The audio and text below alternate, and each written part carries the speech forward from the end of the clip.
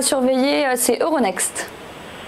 Alors, Euronext, là aussi, vient de connaître donc un parcours remarquable puisque depuis son point bas qui était le 20 décembre, si je ne m'abuse, elle a grimpé de plus de 39%.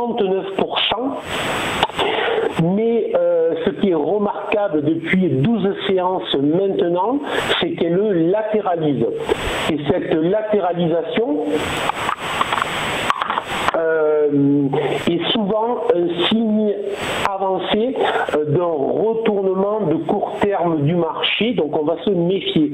C'est ce que l'on appelle généralement une phase de distribution qui survient après une phase de hausse remarquable, donc comme la valeur l'a connue depuis plus de 5 mois. Hier, la valeur a fini en baisse de 2,20% et surtout elle a fini en baisse avec du volume et avec du range, ce qui n'est jamais une trop bonne nouvelle, évidemment. Donc ce que je conseille, très simplement, ce n'est pas de vendre ou de s'éloigner de cette valeur, puisque là aussi, exactement comme la valeur précédente, on est sur une valeur qui fait mieux que le marché, c'est vraiment ce que l'on recherche sur les phases troublées telles qu'on peut les connaître en ce moment.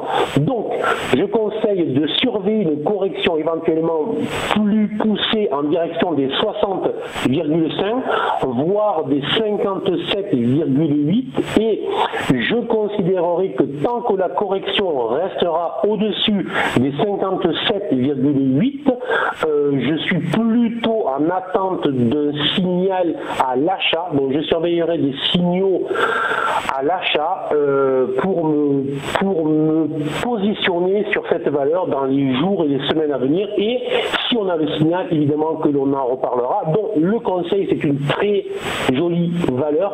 Prudence à court terme en raison des éléments techniques que l'on a sous les yeux depuis 12 ou 13 séances, et on surveille des replis pour se positionner à l'achat.